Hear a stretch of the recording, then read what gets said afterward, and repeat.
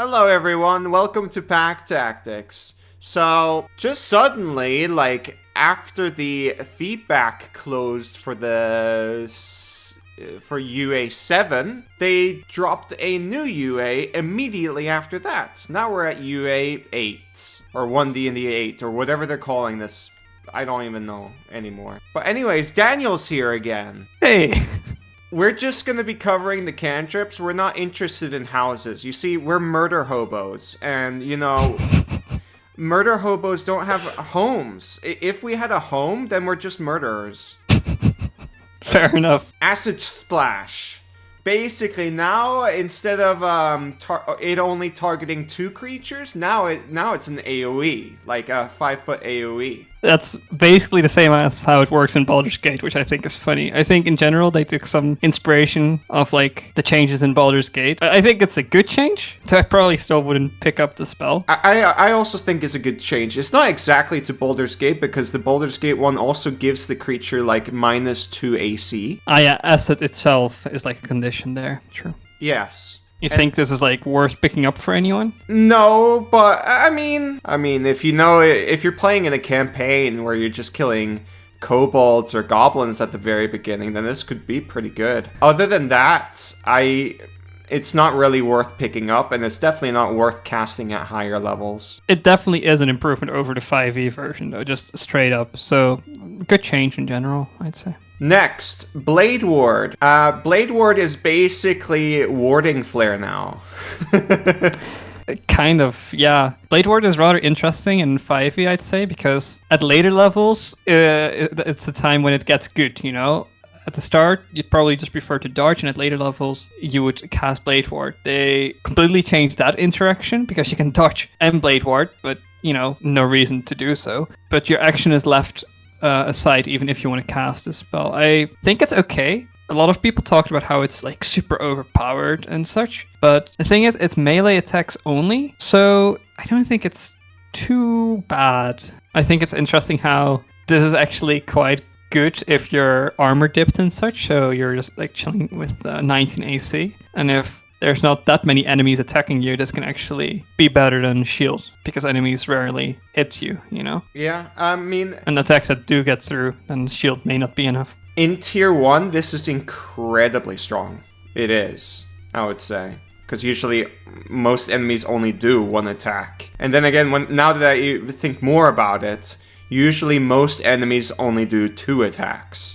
Even in late Tier 2 and stuff like that. True, but you'll have multiple enemies you'll be facing.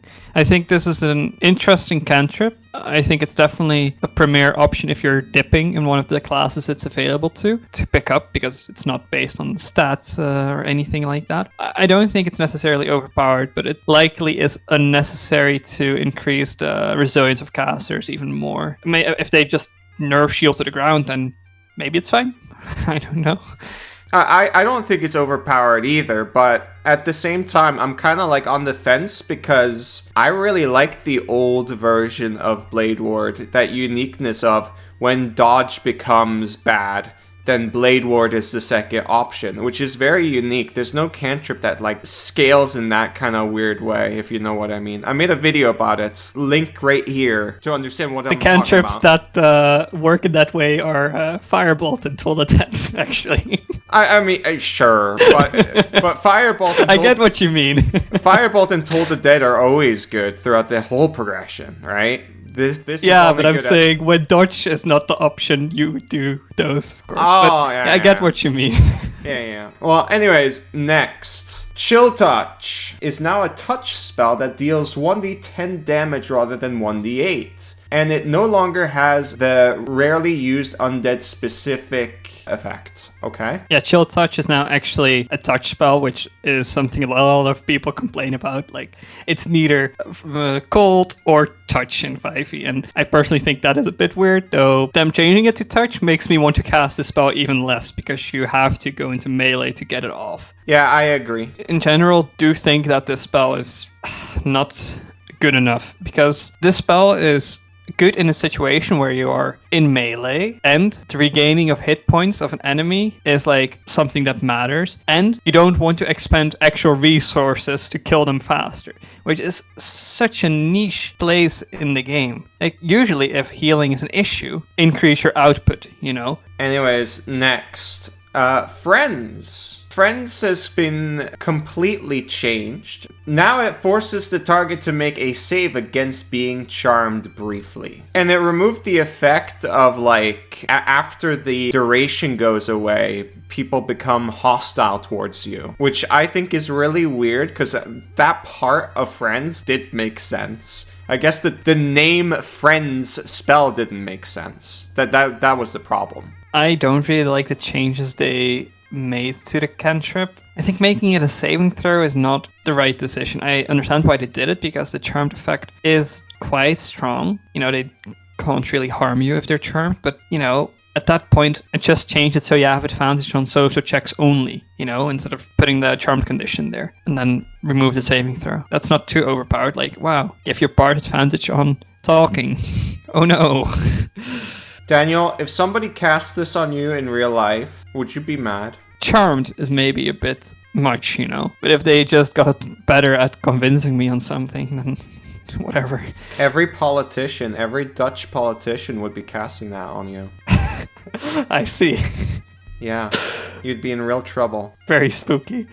Let's look at the next one. Poison Spray. Poison Spray, it has a bigger range. It now uses an attack roll rather than a saving throw. It's a bit better because, you know, bigger range and attack roll rather than a con save. But other than that, I wouldn't be picking this up. I do think that a spell attack is better than a saving throw here. However, isn't it like super crazy that a mist of toxic energy is an attack roll rather than a save? Like, just logically speaking.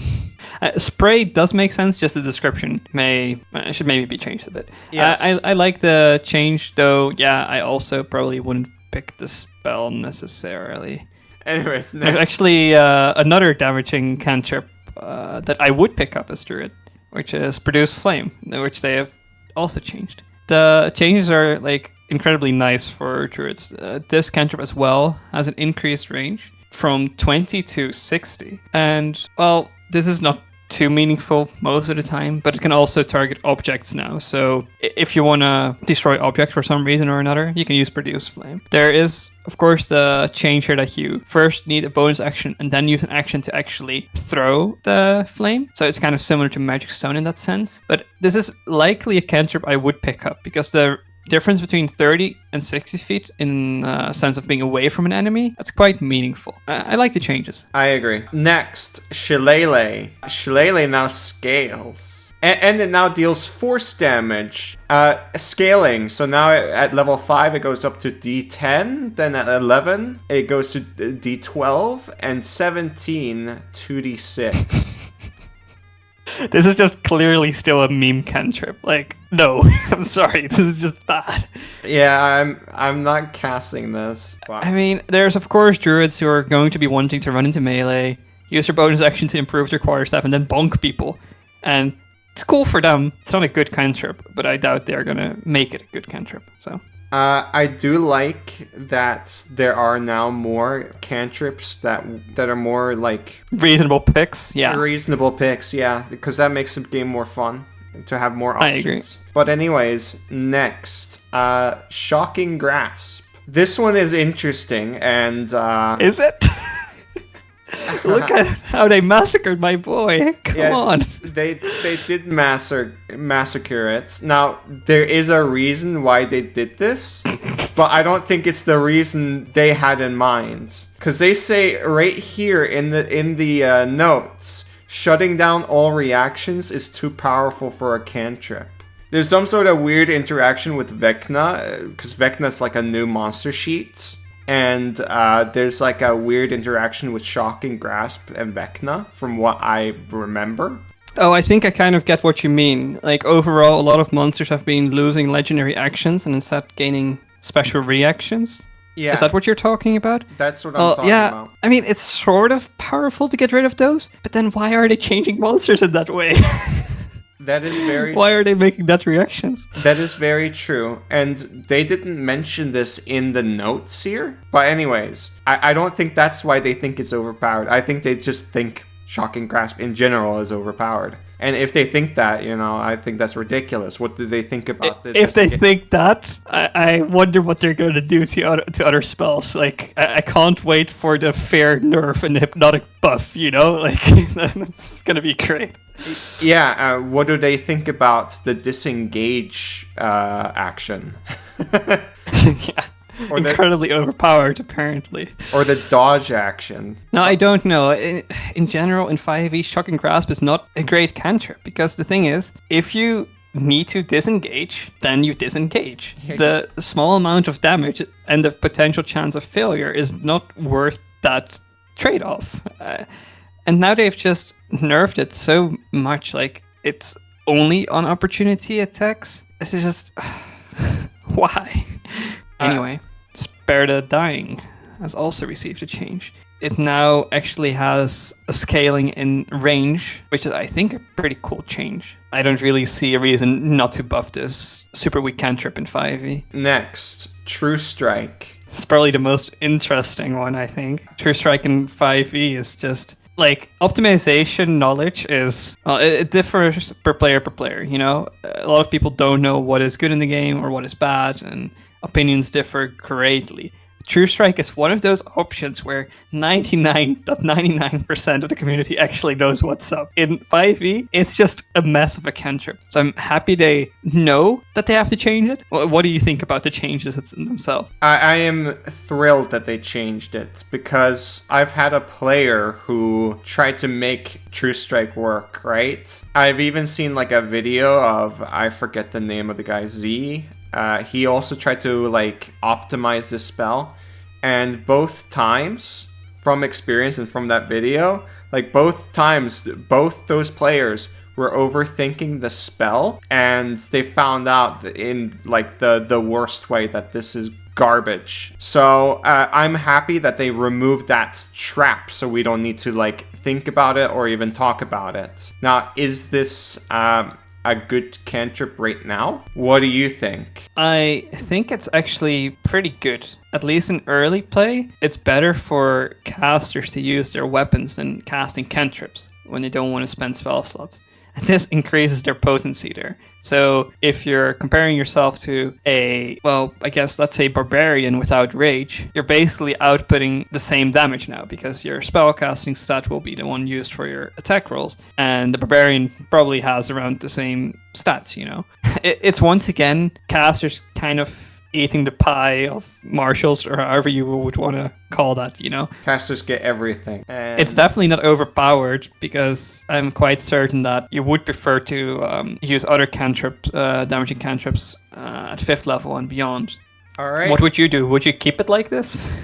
I think that's the best move, and then just give the marshals more stuff. Like, for example, a power attack, but they don't want to do that. Yeah, I'm not entirely sure if I would change it. I think that it's hard to make True Strike into something that is worth casting, but not too strong. That was all the cantrips. Should we talk about 2 cantrips that weren't in this playtest? You may not remember, but Guidance and Resistance were changed in a previous UA to be completely ridiculous. Reaction spells that you should always be casting to add either to your ability checks or saving throws. And they are not in this playtest. Really want them to change their spells.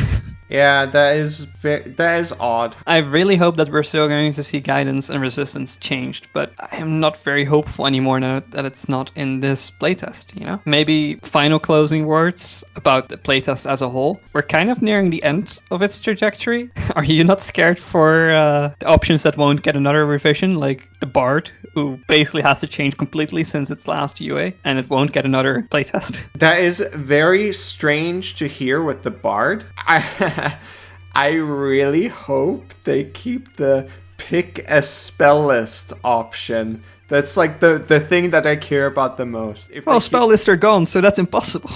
Well, I don't know. They could do it in other ways. You have options. You can pick from the Druid, Wizard, or Cleric spell list, right? Maybe, yeah. They can phrase it that way. They've done it with with Divine Soul Sorcerer, where they have both the Sorcerer spell list and the Cleric spell list. True. Overall, I am scared for whatever they're going to change without any feedback. Not that I'm saying that feedback has necessarily moved stuff into the right direction either, but we'll have to see what happens. But it also sounds like we're not getting all the spells in the game. We're just gonna get the class stuff and then, done. If it's just features and not the whole spells, then I feel like this playtest was just like a big waste of time, personally. Very difficult to say in what way they could have done this properly, but the way they have done it so far is definitely not it. I guess just thanks for watching then. Bye-bye! Bye-bye.